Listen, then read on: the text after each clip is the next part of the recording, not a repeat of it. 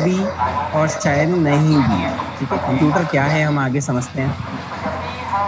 Actually ये सिर्फ computer का राइट दी आउटर बॉक्स है। ठीक है, ये जैसे कि मॉनिटर है, ये प्रिंटर है, माउस है, कीबोर्ड है, कुछ हमारे पास में हार्ड ड्राइव है, then this is the cabinet, but this is not the computer, right, this is not the heart of computer. तो आगे चलते हैं and again the title of slide is what is a computer, और यहाँ पर एक diagram है centre में जिसमें एक मदरबोर्ड है। Is it visible? Yes sir. Okay, thank you.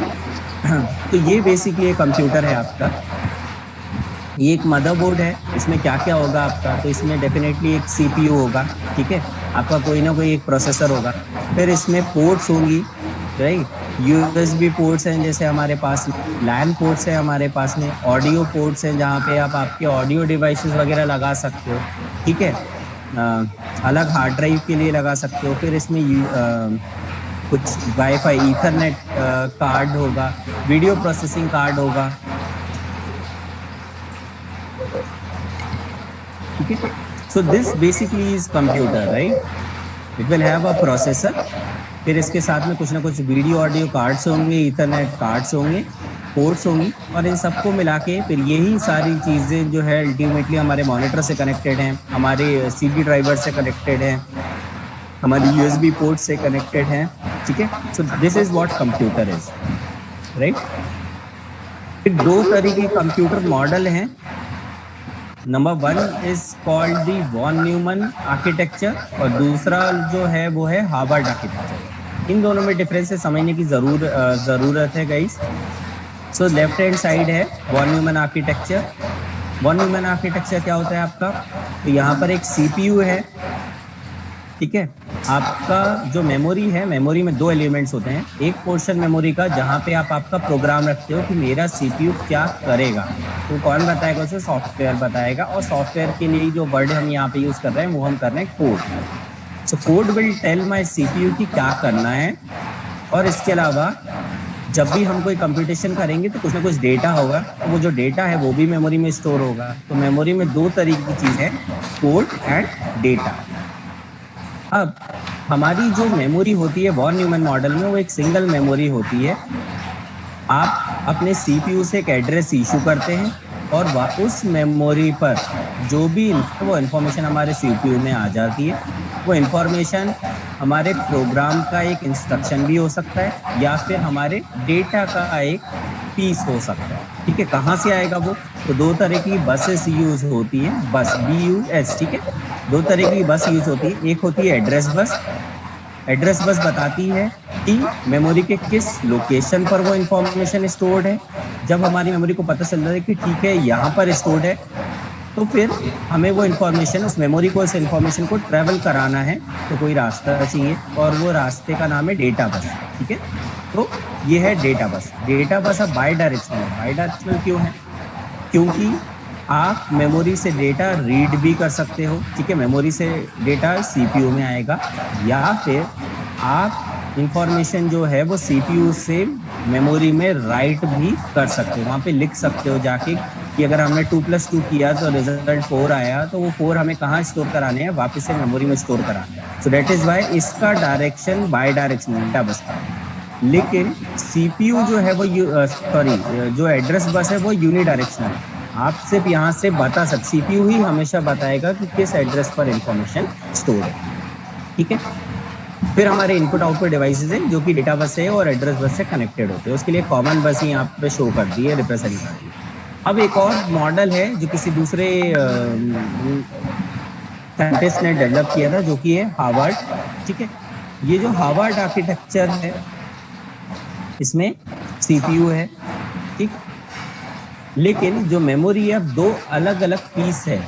ठीक है, प्रोग्राम मेमोरी एक ऑल टुगेदर अलग पीस है, और डेटा मेमोरी जो है वो एक ऑल टुगेदर अलग पीस है। इसके लिए एड्रेस बस भी अलग है, डेटा मेमोरी के लिए। प्रोग्राम मेमोरी जिसको हम कोड मेमोरी भी बोल रहे हैं, उसके लिए भी एड्रेस सेपरेट है, address bus.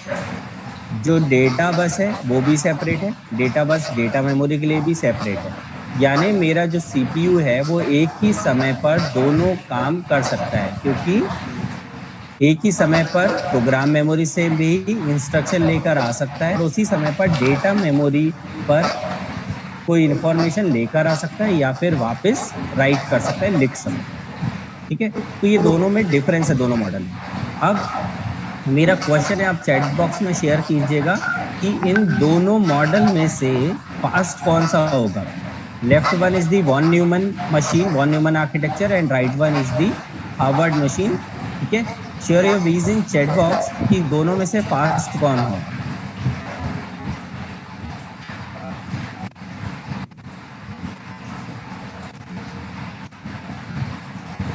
So Neha Megara says Hubbard, right one. Be specific when you are answering, right? But yes, the right one is the right answer, right? Hubbard, yes. सभी का आंसर है कि Harvard ही fast होगा। तो ठीक है, बिल्कुल ठीक है, Harvard architecture. Don't use the word right one और राइट, राइट। तो दो टर्मिनोलॉजीज हैं जो हमने यहाँ पे यूज की हैं। Is my screen visible? Once again I got back to this slides. Is it visible? Yes, sir. Okay, thank you. Now we have these two types of machine. Left one is the von Neumann machine and right one is the Harvard machine. तो जैसा कि आप लोगों ने बताया, जो right वाली machine है वो फास्ट काम करेगी, बिल्कुल काम करेगी। उसका रीजन भी ऑब्वियस है कि हमारा सीपीयू पहले, अगर मुझे है तो पहले एक साइकिल इंस्ट्रक्शन को लेकर आने में लगेगी, कोड को लेकर आने में लगेगी, और उसके बाद जो भी मेरा रिजल्ट आया, ठीक है, या कुछ डेटा है मेरे पास में, मेरे को उसे राइट है, तो उसके लिए एक अलग से साइकिल लगी। या फिर ऐसा समझे कि मुझे एक ऑपरेशन परफॉर्म करना है कि 2+2, ठीक है, ये मेरे सीपीयू को ऑपरेशन परफॉर्म करना है। तो सबसे पहले कौन सा ऑपरेशन परफॉर्म करना है, उसका कोड आएगा। तो प्लस ऑपरेशन परफॉर्म करना है, एडिशन ऑपरेशन परफॉर्म करना है, तो उसके लिए एक साइकिल लग गई। फिर वो जो 2 और 2 हैं वो आएंगे मेमोरी में से, तो उसके लिए साइकिल्स लगेंगी, और तब जाके मेरा 2+2 = 4 कंप्यूट होगा। हार्वर्ड मशीन में आपका प्लस उसी समय पर आ जाएगा और उसी समय पर आपका डेटा भी आ जाएगा। तो जो काम आपको करने में यहाँ पे 2 साइकिल्स लग रही थी, वो काम यहाँ पे सिर्फ एक ही साइकिल में साइमल्टेनियसली परफॉर्म हो जाएगा। And that is the obvious reason कि हार्वर्ड आर्किटेक्चर जो है वो फास्ट है compare to the von Neumann model. But again complexity के बारे में बात करें तो वॉन न्यूमन इजी है और हार्वर्ड जो है कंपैरेटिवली कॉम्प्लेक्स सिस्टम। आगे चलते हैं। ठीक है, ये स्लाइड्स वी कैन स्किप, इसमें सभी वही पुरानी चीजें लिखी हुई कि which one is fast and low. अच्छा, there is one more term. Now the title of slide is microprocessor versus microcontroller. I am assuming that this slide is visible to you all. Is it visible? Can somebody please? Yes, sir. Okay, thank you. So microprocessor in the left hand side, कोई भी आप एक computer ले लीजिए, तो किसी भी computer में क्या होगा, एक प्रोसेसर होगा, ठीक है, एक मेमोरी होगी जहाँ पे हम प्रोग्राम लिखेंगे, एक और मेमोरी होगी जो कि डायनेमिक मेमोरी होगी, ठीक है, जहाँ पे हम कुछ कंप्यूटिंग करेंगे, उसे हम बोलते हैं रीड राइट मेमोरी या फिर रैम, रैंडम एक्सेस मेमोरी, ठीक है। आप इंटरनेट चलाना है, आपको सीरियल पोर्ट्स, यूएसबी का फुल फॉर्म क्या था, यूनिवर्सल सीरियल बस, so that is a serial interface. तो अगर हमें कोई भी कम्युनिकेशन करना है तो उसके लिए पैरेलल पोर्ट्स होंगी, जिसको इनपुट आउटपुट पोर्ट्स बोला है, या फिर सीरियल इंटरफेस होगा। तो दीज आर बेसिकली पोर्ट्स जिससे मेरा जो प्रोसेसर है वो बाकी दुनिया से या बाकी जो सिस्टम्स अटैच्ड है मेरे प्रोसेसर से, उनसे कम्युनिकेट करें। टाइमर होगा टाइम के लिए, ठीक है। लेकिन किसी कंप्यूटर में क्या होता है, ये चीज़ें अलग अलग इंटीग्रेटेड सर्किट्स होती है। तो माइक्रो प्रोसेसर एक अलग इंटीग्रेटेड सर्किट है, रोम जो है वो एक अलग इंटीग्रेटेड सर्किट होगी जो कि वायर्स के थ्रू, जिसको हम बस बोलते हैं, बस के थ्रू कनेक्टेड होगी। मेरी जो रैम होगी एक अलग पीस होगा जो कि अगेन कनेक्टेड होगा, लाइकवाइज पोर्ट्स और टाइमर भी। लेकिन अगर मैं कंपेयर करूं कि भाई मेरा माइक्रो कंट्रोलर और माइक्रो प्रोसेसर में क्या डिफरेंस है, तो उसी पूरे माइक्रो कंट्रोलर के सारे एलिमेंट्स को उठाकर आपने एक single wafer, silicon wafer integrated circuit पर डेवलप कर दिया, तो वो माइक्रो कंट्रोलर हो जाता है। यानी प्रोसेसर भी वही है उसी इंटीग्रेटेड सर्किट पर। अब एक ही चिप है मेरे पास में, उस एक ही चिप में प्रोसेसर भी है, रोम भी है ना, रैम भी है, सीरियल इंटरफेस भी है, टाइमर भी है, आईओ पोर्ट्स भी है। तो सभी चीज़ें अगर एक ही सिलिकॉन वेफर पर, एक ही इंटीग्रेटेड सर्किट पर आ जाती हैं, तो अब हम उसे माइक्रो कंट्रोलर बोलना शुरू कर देते हैं। दोनों के कुछ फायदे नुकसान हैं, तो समझने की कोशिश करते हैं। सबसे पहले माइक्रो प्रोसेसर कहाँ यूज होता है? तो माइक्रो प्रोसेसर आपका कंप्यूटर में यूज होता है। माइक्रो कंट्रोलर कहाँ यूज होता है? तो माइक्रो कंट्रोलर आपका एम्बेडेड सिस्टम में यूज होता है।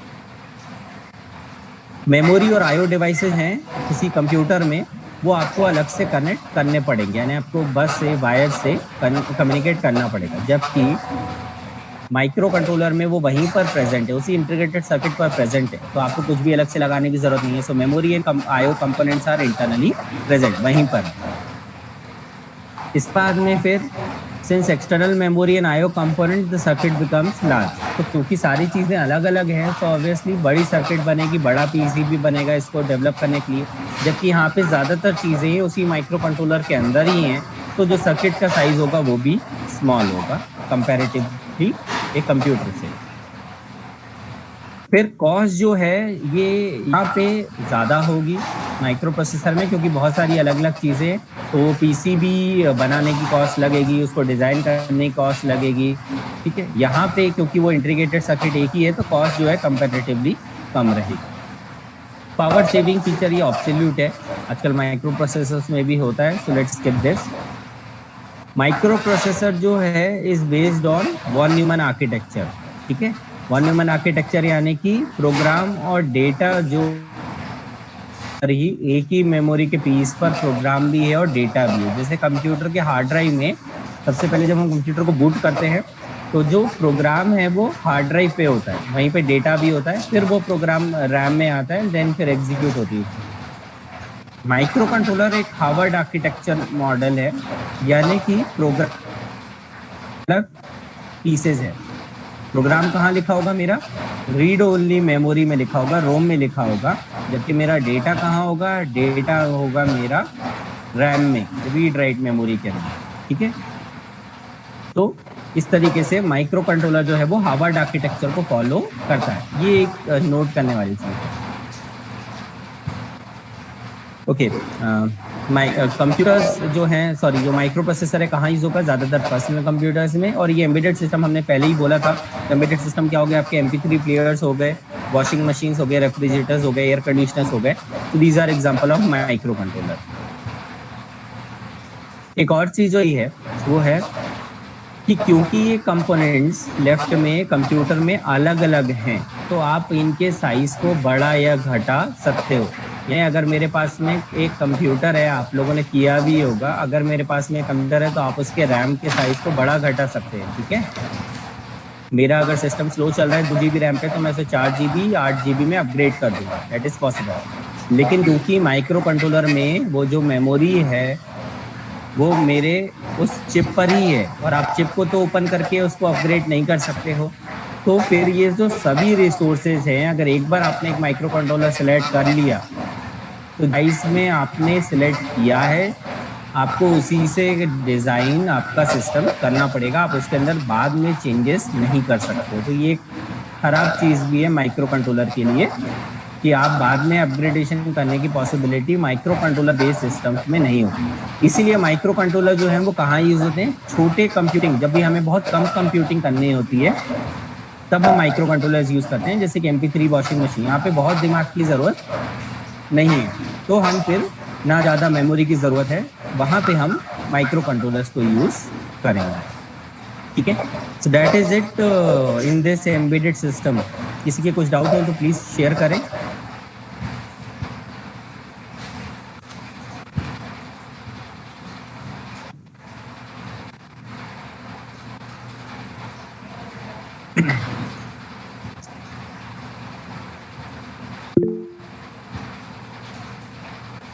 Oscar Gupta has no doubt. Anybody else?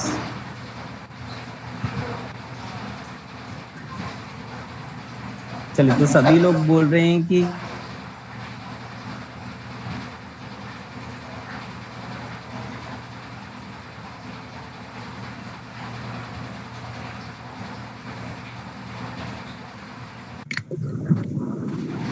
और उसके बाद में फिर हम इस सेशन को वाइंड अप करेंगे। कल से हम लोग ऑर्डिनो पढ़ना शुरू करेंगे, तो उसके पहले हमें एक सॉफ्टवेयर की ज़रूरत है, ठीक है। वो कहाँ से डाउनलोड होता है वो मैं आपको बता देता हूँ, कैसे थोड़ा बहुत उसको यूज़ करते हैं वो मैं आपको बता देता हूँ, and then we will close